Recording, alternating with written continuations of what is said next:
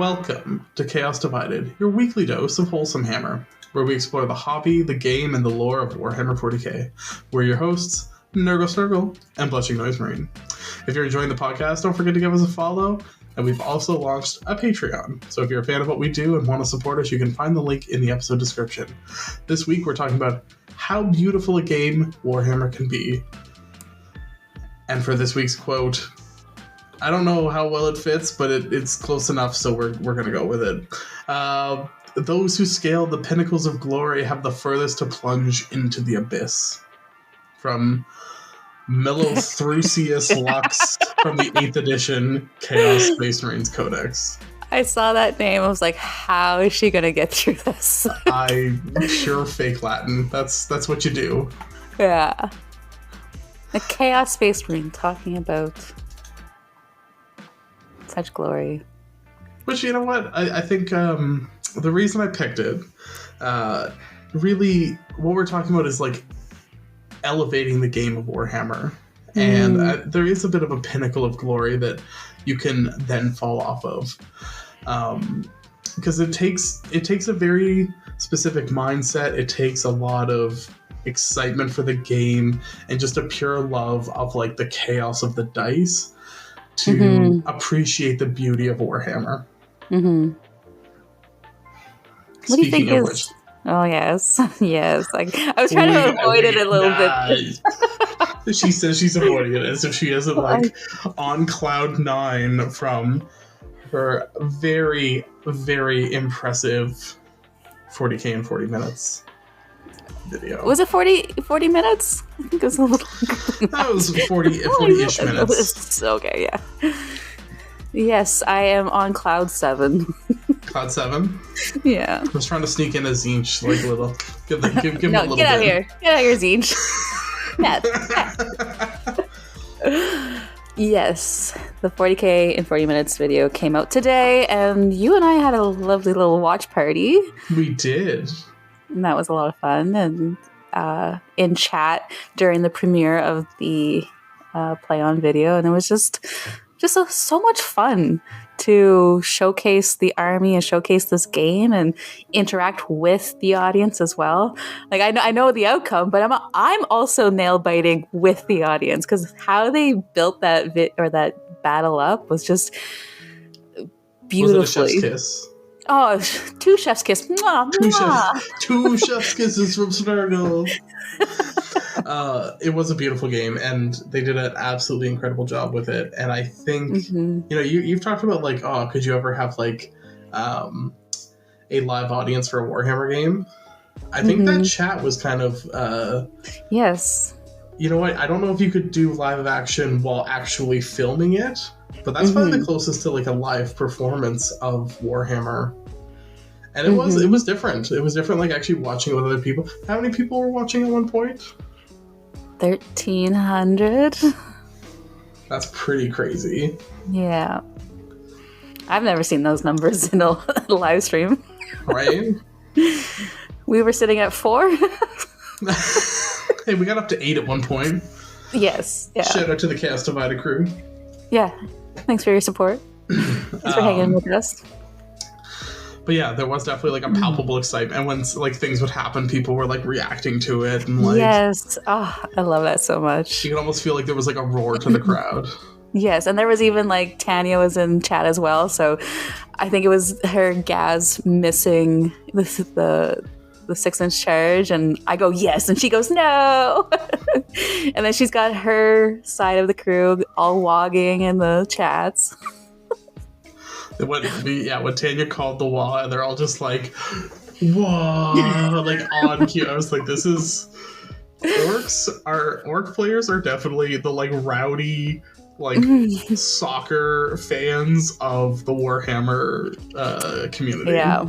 They're getting drunk in the crowds and they're chatting. They're holding their buddy's shoulders like, yeah. And they're speaking their own language. They're like talking to each other. You're like, are we even speaking? They're fighting with each other. And they're smiling about it. Yeah. There was many calls for the crowd. grandfather's blessings, though. So Yes, I posed the question in the chat, but I still haven't figured an answer.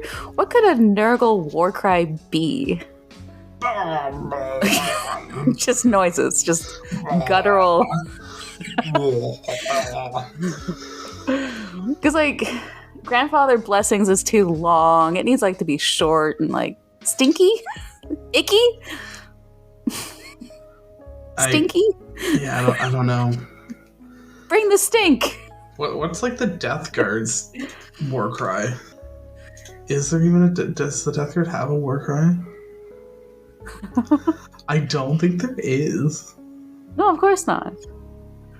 So we need a bath is We need a suggestions. Can we please adopt that? We need a bath. Baths are awesome. I like bring the plagues. Bring the plagues. Okay. I like that. Okay. I don't think they actually have. Spread the sickness. Yeah, it was right there. I don't think they like have an official war cry. So yeah, it's that or like 777 777. I like spread the sickness. Yeah, we got a couple. Depends on like if it's a home game or not. It's you don't have some as as good as the other I cast was guys. in Tanya's home field, You were, so of course it's the wah going on. you know. Well, yeah, it's true, and the terrain was pretty orky. I liked that terrain actually. Oh yes, I love that it's sturdy, and it fit the mat so well. And I like that normally because people have such like matte kind of bases that, and they're the models that a lot of people paint aren't necessarily super colorful. That those like brown magma lava mats sometimes lose models. Like they lose definition, but yours and Tanya's are so colorful and bright that they actually popped off. And yeah, you needed a brown background. Yeah, because you're so colorful. Yeah. Whereas brown normally loses models. So yeah, like that can add to the beauty of the game as well as the aesthetics of the table and how it looks. And how they had it was... Did you just pull us back from a tangent? No, it's true though. with the new PlayOn video, I've been reborn. It's not the Snurgle we all knew. That's so funny. Normally, I have to do that. This is a whole new experience for me. It's true though. Finding the beauty in the game is also partly like appreciating every element of it, not just like the play. It's also the aesthetic. And that's your models, the terrain, the mat, even like your outside environment as well. Like our backdrops is very clean. We have green for Snurgle and red for Tanya, and it's just it. Whereas like if you were in a big open cold room, you kind of feel that as well. Well, and they're I haven't played on PlayOn, but when you are playing to an audience, when you are like in front of cameras, I feel like that also elevates the game. Yes. And playing and anytime you can add music too, adds to the beauty of the game as well. But I think PlayOn's definitely like, that's a whole nother caliber of, that is like a temple to Warhammer at this point. And we walked the steps. We did. We walked the eightfold path to PlayOn Tabletop. Yes. If we don't keep going, you know what happens? No. We turn into Chaos Spawn. No! You either become a demon prince or Chaos Spawn. Laura, we gotta get back on track. We gotta be a demon prince. I can't be a spawn. Come on. I can't let that happen. We just have to keep pleasing the dark gods. Have you seen what a spawn looks like? They're nasty. I don't know. You don't want the big giant hole in your face that's just full of razor teeth? That kind of looks like a even a butthole? little bit. Yeah, okay. I was hoping you'd went there. No, I don't want to be a butthole face.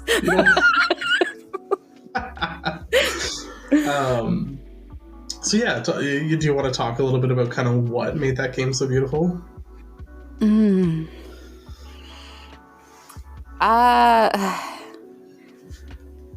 Besides the aesthetics? Oh yeah, because the playing of the game was also beautiful. I got to watch it. I've now watched it 3 times, one of which was in person, and I can say, I said it before, I'll say it again. It was the most beautiful game of Warhammer I'd ever seen. I think you should talk about that. Fine, I'll just share You're seeing the beauty beyond that I am. Like, I'm looking at the game, I'm remembering the moments with Tanya, and you're seeing it completely different than I am. You two are playing like 4-dimensional chess at each other. There's literally, like, when we talk about wargaming, a lot of war games get played as just like 2 armies smashing together. Mm-hmm. You had feints. You had, like, false flag plays. You were, like, ducking and weaving around each other. You were, like, luring each other into traps. That's, like, you know, some, like, general, like, you know, wartime, like, goals. Like, those are, you know, how an actual battle is fought. Okay. So if you think of Ghazghkull as like the spearhead of Tanya's assault into your lines, you reverse that with like some plague bearers. Yeah, because I threatened her corner, and she's like, "Oh crap, I gotta turn Gaz around." And if she left you there, you would have killed the Grots, you would have taken the corner, and it would have denied her points. It would have just earned you a bunch of points. You reversed her strongest unit. Okay. So that's one thing you did. The distractions, like, you were throwing Bellicor all over the place. So she had to keep, like, readjusting where her resources were going and what direction everything was going in, and then you would just like pick Bellicor back up and throw him somewhere else. So she didn't actually have a front line. So you denied her that as well. So you were both like destroying the like coherency of her army while also presenting like ploys and traps for her to fall into. And she didn't fall for a lot of it, and that's also part of the beauty. Yes. Is that she didn't fall for all of them either. Yeah. Because it was back and forth, because you were giving her mistakes to make, and then she wasn't making them. She's a fantastic player. And that's part of where the beauty comes in. Like, as you're watching it and you're going, like, this could go so many different ways. You've opened up so many options with this. Tanya opens up so many options with that. Like, when we were watching it in real time, like, it took 9 hours to film. So there's time to sit there and think through, like, okay, what does this actually mean? What does the current board state mean? And JT and I were sitting there and, like, trying to figure it out the whole game. And we're like, this could go so many different directions. Because you were both playing so intelligently. That's part of what the beauty was. I guess I like playing games that way. So I don't see it in any other way. Like, to me, games are very important. And that is to challenge yourself, but also challenge your opponent. And to create those stories, let the dice tell stories, find those stories, the narrative in the games, and just go back and forth. It's never fun, like, stomping. Like, who would that be a beautiful game? I feel sometimes bad when things are that way, because that's not the way I like to play games. No, I'm not a big fan of stomping people, and I'm very quickly learning, you know, the skills that are required to make sure you don't always do that all the time. You might get it wrong sometimes, but yeah. And sometimes it's just the dice. Like, sometimes the dice are just so hot on one side, but that's part of the story that's being told. But no, I would say stomping somebody is an ugly game. because it's just like a in the Yeah. dirt, muddy, gross, just beat each other to death. Yeah, if you're going like, I'm going to snuff out this person completely so that they don't get like a turn, or I do the quick kill, that's a little bit of feels bad. And I would say, like, I know that's how team events are run because it's point differential. WTC is point differential, so it encourages that type of play. And I would say if you're playing in a teams event, the goal is different. But I would say you're not necessarily encouraged to play beautiful games. You usually are playing very ugly games. They're very in the mud. You're just trying to score points, deny points. Like, it's not necessarily going to be pretty to watch. And yeah, you're usually just trying to like undermine your opponent completely. But it's adding another element to it where, yes, it looks pretty ugly, but it gets beautiful in itself that you are playing as a team and you are collectively... Yes. And you're following your captain's orders, and you're like, I'm gonna try to do you proud in this, and then you try and you win or you lose, and you guys get together and you make a team decision, and I think that's the true beauty right there. It's true. I just feel like the individual games could get pretty messy. But yeah, 100%. Like, there's different beauty in a teams event. But as far as like, you know, if you're talking about watching a game and seeing the beauty in it and seeing like the interest and the intrigue and the tactics of it, that like absolute wholesale like destruction of your opponent doesn't tend to make for that. No. And I think that's where like you and Tanya both gave 100% to each other, and I think that's also what came together. You need an opponent that can keep up with you. So that we can both give 100%. Yeah. And I think that's where, like, if you haven't watched it, watch it after the podcast, of course. Yes. But it would have been about 6 days since the release, so... Yeah, so if you haven't already seen it, then we're very... Hopefully we haven't spoiled it. We haven't said the ending, so... But no, I think that's a great example to, like, aspire to, is that not every game needs to just be, like, a run at each other and beat each other in the face. And like, there's gonna be elements of that. It's a war game. Part of it is picking up models and like you know, moving stuff around and the fighting. I'm not saying like you don't interact with your opponent, but it's like how you interact with your opponent, and it's setting the stage for interactions. I think that's what you were both were trying to force each other into decisions. And then didn't take the decisions you were offering your opponent, which also led to more interesting play. You had to think through every round. Yes. Yeah. The board state after every turn was so different that, like, there was no, I'm going to do this and then that and then that and then that and then that's the game. Because the game had changed too much between turns. Yeah. And so many, like, dice rolls that could have gone either or, like her making feel no pains and failing charges, and I'm failing charges and not making any wounds, and yeah, when I needed to. I would like to say, whenever I run a model with a feel no pain, dies. Every time I played a North player, they're like, oh, this is Mazrog, and it's like, okay, well, Mazrog's going to take 40 wounds to take down. There's nothing you can do about it. No. I don't like Mazrog. It's too good. Too strong. So you kind of talked about like the aesthetic. Is there anything else that makes a game beautiful for you? For me. Well, I kind of like, I said it earlier with the PlayOn Tabletop. I feel like music is very important.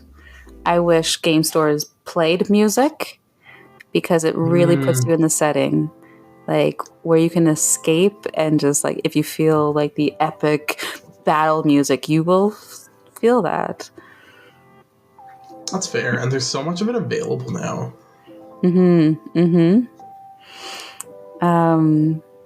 So yeah, that adds the beauty and just not, and kind of like almost extracting yourself as a player and letting the game, be the movie or the cinematics, and seeing what, okay, well, this is the first turn, but like seeing Be'lakor going against trash cans, and people are just like roaring in the chat, just be like, why is Be'lakor going up against the commandos, kind of thing? And I kind of just said like, well, he just wants to get close and personal. Like, I do have my reason for that, but I think that image of Be'lakor just checking out a bunch of trash cans, that makes for a beautiful scene and adds to the beauty of the game. Because why not? Like, wreathed in shadow, walks around a corner and is just like, yes. Why are all these trash cans lying about? And wait a minute, they're actually orcs? What? But that also doesn't kill them all. No. The players have to come and help. So yeah, just creating those little scenes, those kind of looking at like a cut scene in a video game. Ooh, I like that. I like the yeah, because when I think of some of my best games, is you can easily picture like what's unfolding, and like, you know. And secretly we love cutscenes. Come on. It's true. It's true. I like good cutscenes. Yeah. And like one that could be a couple minutes where I'm going to put my controller down, kind of stretch my fingers a little bit, and just watch this little mini movie. This little ditty about Jack and Diane. Yeah. So what about you? Anything you want to add? I feel like, yeah, I just like want people to have more beautiful games.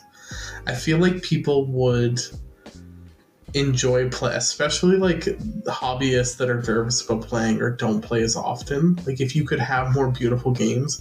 And the struggle is, I think you have to be, there's a bit of a skill threshold in order to get to that, which I think is very unfortunate, because you can't you can't handhold someone through those games. Like, you can't, as an experienced player, be like, okay, I'm going to play in such a way that then leads you to play like very like cagey and almost like picking those interactions, and like that's something you have to learn how to do.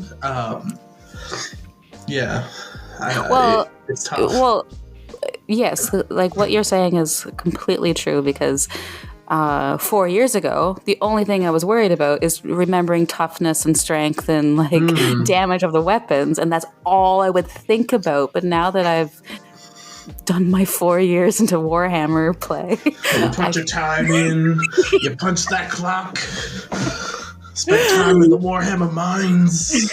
I can now finally just enjoy the game for what it is. That's true, and and I think that's. Don't give up on that, though. You'll get there.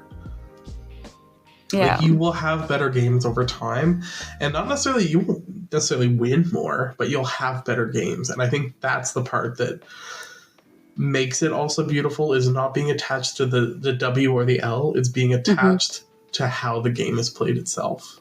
100%. And yes, like, that's how I used to think. And I do. I wish that someone would have said that when I was a wee snurgling. A wee snurgling? Like, maybe in the time, like, it gets overwhelming and maybe I wouldn't exactly believe it until I, like, started doing more games. Like, whatever that person said, I'm starting to see it now. Yeah, because I think it's hard to see, like, you know, go and watch that video, and maybe that'll help you start to see that, like, where the back and the forth is. And it's the, you know, Tanya playing orcs didn't just run forward and charge.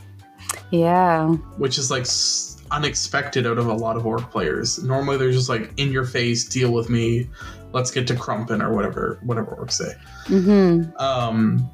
And Tanya didn't play that way, which then was like very like, okay. I think that's what kind of puts you two into this like stalemate almost, where you're like, okay, you're playing chess, you're like, I move my pawn out. And Tanya's like, I move my knight out. And you're like, oh, well, I will threaten it with my bishop. And Tanya's like, you may take it, but you will lose the bishop. And like, that's the way you two were playing, was like, you can make choices, I will punish you for them. And you set her up like, you can make choices and I will punish you for them. And that's the way you play. That's amazing. Because I do love chess in that way as well. And those back and forth. And it's almost like you become one kind of person. Like, you're trying to read each other's minds, and it's like, okay, where are you going? No, where are you going? Like, I think someone in the chat was also like comparing the orcs versus the nurglings. Like, no, you shoot. No, you shoot. No, you shoot.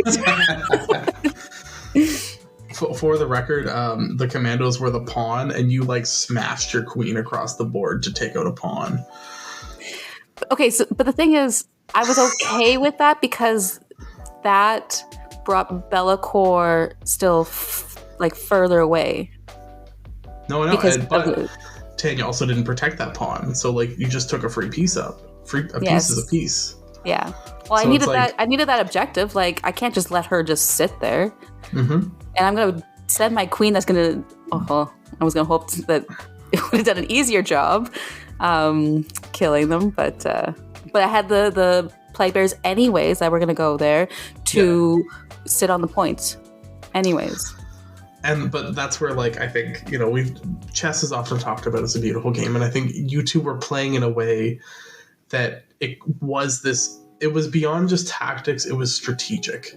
Yeah, I think it really helped that we both knew our armies relatively well. As well as, like, 10 still being new-ish. No, but I think you understand Nurgle, like, to the core of your being. Like, you understand how to play a big, unkillable, tough army. And I think Tanya's very familiar with, like, what her orcs can do. So you also were, like, you weren't committing things, like, you weren't overcommitting, you weren't undercommitting. Like, yes, Bellacore overkilled those commandos, but that also was to achieve other goals. The commandos weren't the target. Exactly. It was a way that he could stay safe and bodyguarded by the plague bears, and then still on the table. And then when it came to her turn, I could pick him up, no problem. I didn't have to worry about the shooting phase because Bellacore is really well needed to stick around in turns 1 and 2, and then comes out after that. So I needed him to stay alive. If I had put him in her face turn 2, he would have died. I've seen him die too many times. I've seen him die twice in one game. Not legally. It was a fun game. Okay, so yeah, I am now seeing the beauty that you see. Thank you. It was a beautiful game. And I think, finding that beauty in your own games is sometimes more difficult. And I just had that difficulty. Yeah. You just proved it. We're just proving each other wrong today. Before we started recording, Kaylee was schooling me on all of my, hopes, dreams, and ambitions. So, and all of my ways of thinking. She was just casually just like, I don't know if that's right or not. I'd be like, oh no, it isn't right. If you want to call it schooling, I don't know. We were just having a friendly conversation. It was friendly. You very friendly and nonchalantly destroyed my preconceived notions. If you want to look at it, huh? You do it to me all the time. Do I really? I'm sorry. No, no, not a bad way. You challenge my thinking. You make me think about things differently. You make me appreciate things differently. Okay. It's not a negative. I'm not like calling you out here. When I say like destroy my preconceived notions, that's like a positive thing. Okay. Just the word destroy is so. It's a good word. Okay. Now you're gonna change my point of view of seeing destroy. But destruction is part of the opposite of creation. You have to, in order to create new ideas, you have to destroy what was there before. Ooh. We're getting deep. So, part of it is in order to have fuel creation, destruction must follow. Mm-hmm. Or sometimes lead. Wow. There we go. Getting deep on Chaos Divided. Whoever thought. It's almost like this podcast isn't really about Warhammer. Oh. You want rabbit holes? Or is that a conspiracy theory? Tinfoil. Have I ever told you I'm in the Freemasons, Kaylee? You say that right now.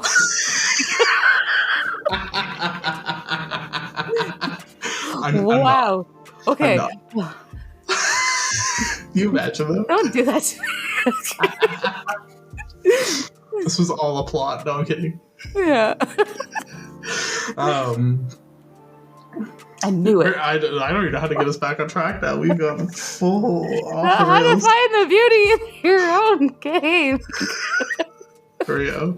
Okay. Seriously. Serious face. Back to reality.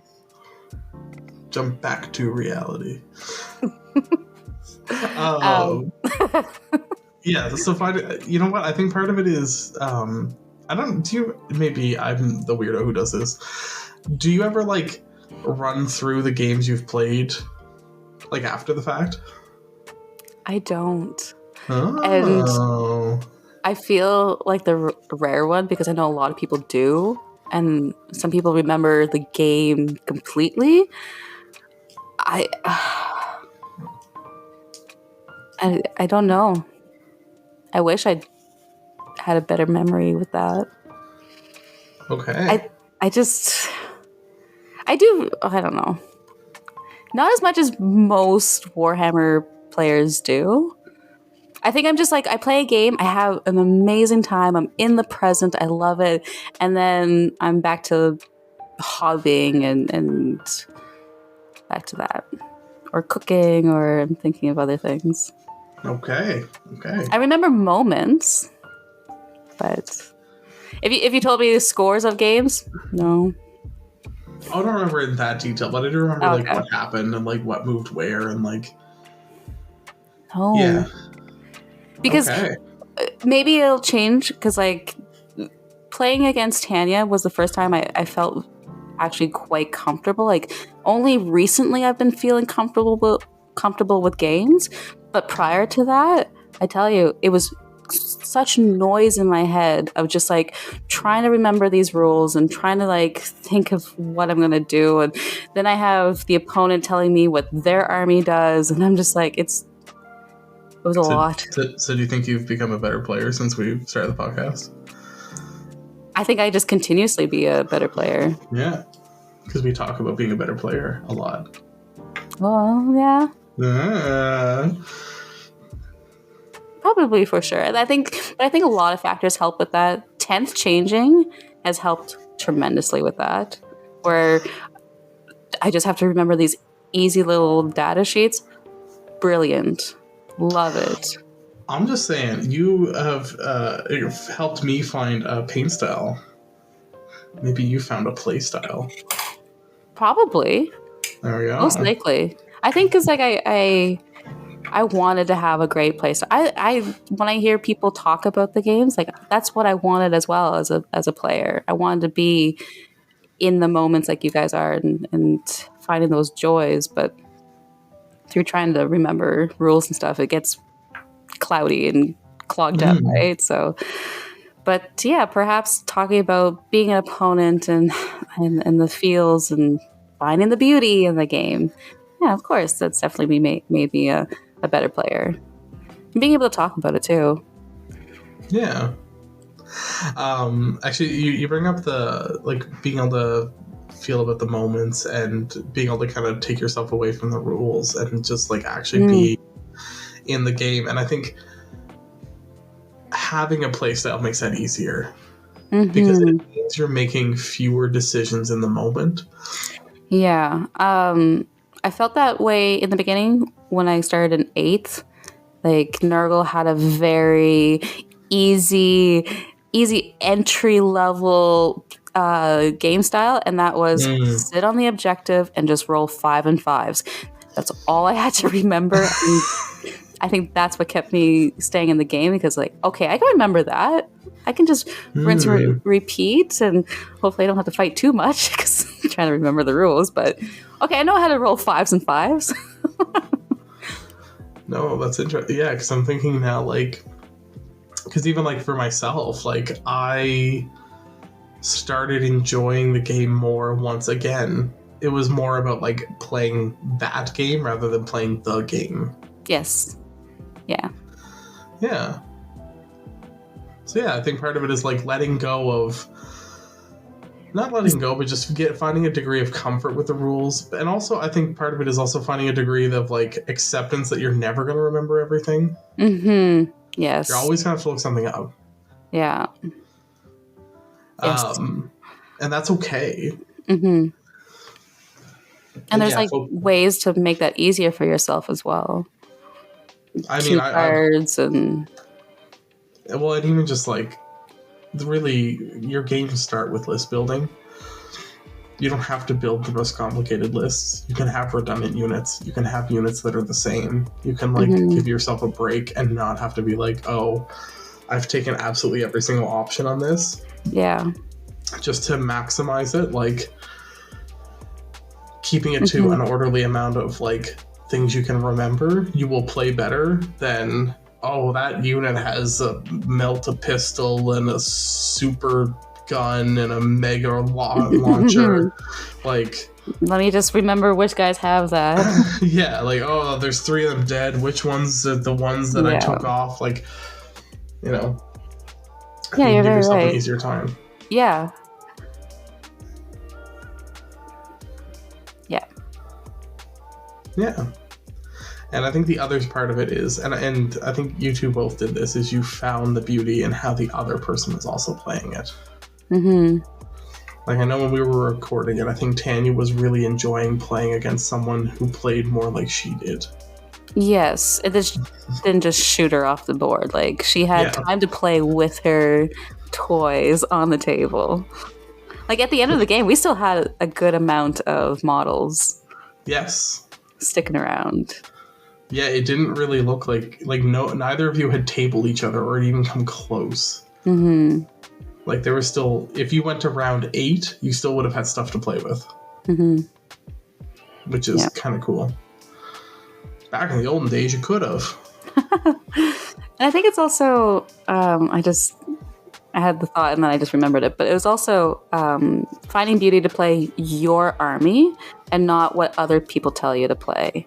Yes. I remember starting and everybody would tell me, why are you playing Snurgle? Snurgle's not competitive. Snurgle can't win. And I just knew in my heart, it's like, I don't care. I love Snurgle and I love being able to just roll 5s and 5s. And they're cute, and it's annoying. People would get playfully annoyed playing against Snurgle, or we would play, and it would be like a marathon. And that's what I took beauty in, is that this person is so invested in the game with me, and that I can just play around with them and like run amok around them. And that's what was fun. And like I won a couple, and it just like it was shocking to some people because they're not used to Snurgle, or they themselves thought that's not competitive. Why would they win? And then they play and they're like, oh, I was stuck with Snurglings for 3 turns. Crap. I can say from experience that the way you played Snurgle was terrifying to play against and very difficult. Yes. So, just like true. Finding your true army and how you feel. Yeah, and you know what? I think, like, I played Tau as a teenager, and when I came back, that's what I had, so that's what I played. But I don't really like that playstyle anymore. I don't like just sitting back and shooting your opponent off the table. And the way Tau has been built, they've lost all their durability. Like, you used to be able to, kind of like Snurgle, like, actually take up some space and, like, you know, more so set yourself up and kind of be like, come deal with me. Because the vehicles were tough. They were hard to kill in earlier editions, whereas now they just explode when somebody like looks at them funny. So it really doesn't like allow you to engage with your opponent, you have to always be playing cagey. And I love that. Like, you and Tanya were playing cagey, but with the threat. Like, one charge was going to get you in. With Tau, you can't even allow the one charge. You have to play so fast and so, like, uninteractively that it isn't fun for your opponent either. And I think that's part of why I got in Emperor's Children, because Emperor's Children are very, like, conceptually interactive. They want you to be near them. They want to be in your face, and they're going to be screaming and yelling and, like, throwing things at you. And, like, there's no, like, standing on a point and picking your nose with Emperor's Children. Yep. And I love that too. I love that playstyle as well, because like you said, engaging with your opponent. Yeah. Playing back and forth. It's a lot of fun. And part of it is, like, knowing when to engage and when not to engage. And but I've come to appreciate being fast. I like being... Yeah. Well, playing tower fast, too. So it's like I want to be everywhere. Oh, I get that. And I love that as well with Slaanesh. So you don't really get that with Nurgle. Nurgle's a little too slow. I do love the new edition where they can teleport around the table and like getting closer. I love that so much. You know what I'm They're not a little excited sloggy for? though. You know what they're giving that to? What's that? Guess who they're giving that to? Giving what to? Sorry, I missed that. The, like, teleporting, picking stuff up, putting it back down. They're gonna give it to someone. Yeah. Well, there's 2 new codexes coming. Necrons. Why?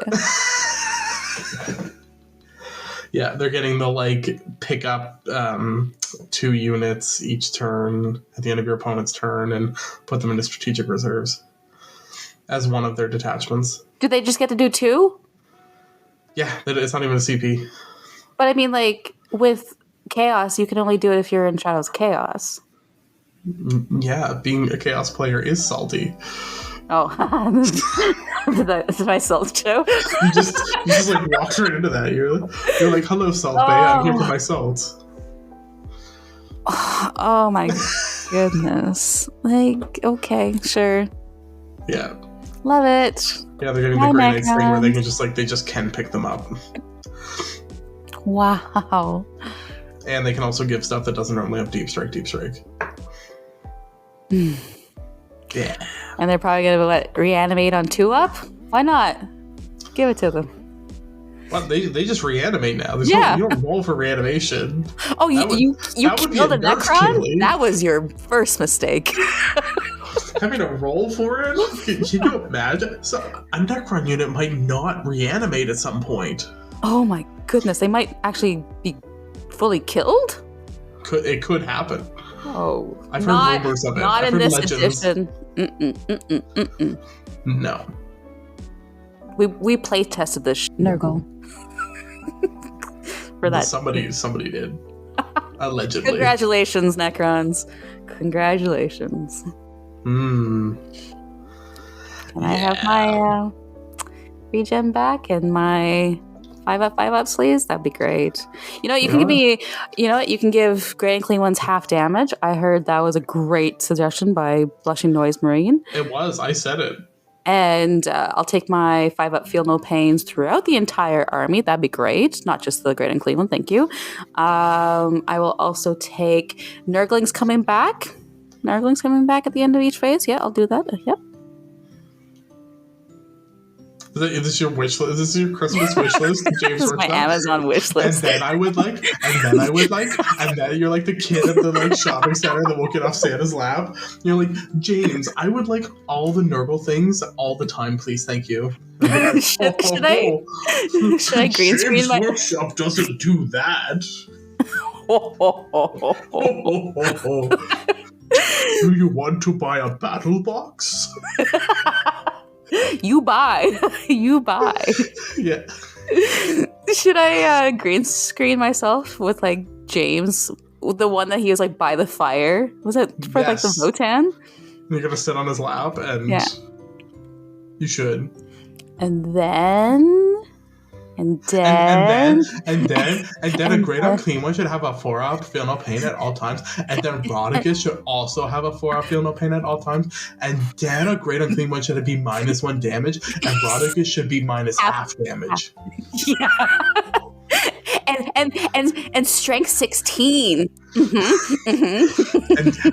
then Rodicus stands back up on a 2+ with full wounds remaining, and then Rodicus wins the game. And if there's models in the way, he just stomps them. If there's terrain in the way, he also just stops it. And then I gain extra CP. Why? I gain extra CP. No rolls. Just get. Only get. And Beast of Nurgle, back to 9. And they all heal at the end of each phase. Yeah. Nurgle needs a detachment roll. Can you imagine? You know what? If Necrons can get this, then there's hope for Nurgle. They'll be like, oh, yeah, but you don't get the teleport thing. They'll be like, yeah, we made Nurgle really good, but it's just slow. Good luck getting there, son. All right. Yeah. Speaking of which, any other ways of finding the beauty in other people's games? I think you're actually very good at this, so. Like when your opponent is having a game or you're watching someone else play a game.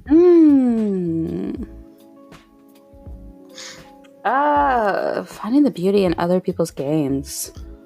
Besides, like, the same old, like, I love aesthetic. I love seeing other people's models. Like, there's a reason why I go to GTs and I take hundreds of pictures of people's models. Is because I see them in these heroic stances, and I love when people just bring their creativity to the table. Here's a hot take. That I have decided. You know what? I fully believe in it now. Better painted models makes you a better player. I think so. I think you're correct. Well, I think some people can play the game really well with like the bare minimum, but the game as a whole, like, a game doesn't mean a win or a loss. It's from beginning to end. The time you shared together. Exactly. Because it's an absolute. A win or a loss is going to happen. But everything else is just, that's where the beauty is. It's true. And I think, when two people bring absolutely beautifully painted armies, it changes the nature of the game. Mm-hmm. And it makes every play feel a little bit better. Mm-hmm. And you know what? I'll also say, I think it makes it easier to see what's going on the board when things are distinct and visually distinct and interesting. It like holds your attention better, so you're better able to like notice the details. And it's also like it escaping you to the video game, to the scene cuts and seeing the details in that. Like, I love looking at our game, and I've heard many people who aren't into Warhammer also explain it the same way, where I've shown them the table and they go like, oh, it's like a video game. It's like, yes, exactly. It is a living... With better graphics. Exactly. And that's just it. Like, we've all played the games where the graphics isn't the best, and it takes you out of the game. So immersion. Immersion is the key to a beautiful game. Yes. I agree. I would say it also helps when there's like drama and like there's a narrative to the game itself. Even like the types of armies that are coming together, and do they have history, or like even if you have history with your opponent, like sometimes it's Phil, who I've played in locally. It was always fun to have this beginner banter that we always tie. Like, we would always tie on Wrath Street, or we would tie at GTs, and it's just that funny, like, are we going to tie again? And it's kind of like the fun game, like, in my head. I don't know if I can't speak for Phil, but I kind of want to tie just to keep it going. That's true. No, and there is a certain amount of like when you're playing a game with someone who is into the lore a bit and can kind of do the like, you know, like when I'm playing against Eldar and I'm just like, I'm gonna come eat your souls, and they get that and they're like, you know, they're into it. It makes it just a little bit more fun because then it's like, because then you can kind of like Snurgle. talk. But like in the game, like it's not like directed at them; it's directed at the armies. So it allows you to be like non-personally, like talking smack. Yeah, you're like, you know, whenever and it's very playful. And it's just it brings a smile on each other's faces, and it's a little poke, like a little poke with a stick. You know, I always do my like. If I'm playing like an Imperial, you gotta do the like for the Emperor, like duty calls. What's up with you and duty? Ask the Imperio. They play with more duty than Nurglings. This is true. They live in duty. They never escape it. Yeah. So yeah, I think part of the beauty is it's bringing the whole hobby lore game into each game. And I think that's something like what does Dave ask you if you are Nurgle? Yes. So, he goes, you are Nurgle. And I think like looking at that game, I'm Nurgle. Like, you know.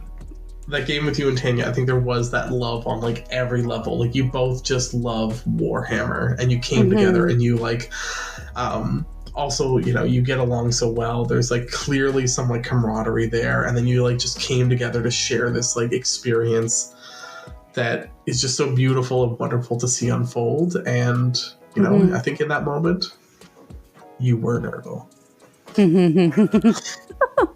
Just screenshot it. This is when you turn Nurgle right here. This is. And my face just turns like a great and clean one. Oh, like you know, like the lizard people, like when they try to find like the flickering of the eyes. Yeah. At this timestamp, you actually were a great and clean one. It's when Gaz failed the re-rolled charge. Yeah. That's the moment that you had like the big toothy grin. Yes. Because I made my Papa blessings. No, you were Papa. You were. Right. Do I make a good-looking Papa? Well, with that, no. Any other thoughts on? We've had some long episodes, so I feel like we don't need to go on forever this time. Any other thoughts before we wrap this up? You know what? I'm going to do a call out to someone who was in the chat with us today, Curse Cowboy. He shared his story, how he's been listening to our podcast, and he got into the game in the beginning of 9th, and he's still playing, and he felt that we've inspired him, and just like, thanks for letting us know that. And like we said, you got through the hard part of 9th, and you're going to do just well. And just keep going at it. I know the rules are difficult, and no one will tell you it's easy, or else they're lying. But it is enjoyable, and you clearly could see that I enjoyed the game with Tanya, and you will get to that point. And this is speaking to everyone that's listening as well. If you feel like you struggle in the game, or you don't feel confident, you'll just through continuous repetitions and listening to our podcast and our advice, that you'll hopefully get there sooner than you think. It's a bit of a snowball effect, I think. Yes. Like once it starts clicking, it's like, you know, everything starts clicking out of it, and then it all starts feeling much better. So you know what, I'll echo that, and I'll just say that nothing easy is usually worthwhile, and the things that are hard are usually the ones that are worse than in the end. And I think Warhammer is one of those things that ends up being worthwhile in the end. Perfectly put. And on that magical note, I want to thank you for joining us. Don't forget to subscribe to Chaos Divided wherever you're listening, and on Instagram and YouTube at Chaos Divided 40K. And you can find us on social media at Nurgle_Snurgle and at Blushing Noise Marine. A huge thank you to our Divided champion, Moobin. You're amazing. Thank you so much. And if you'd like to check out our Patreon and support us, the link is in the episode description. And until next time, bye-bye. Ciao for now.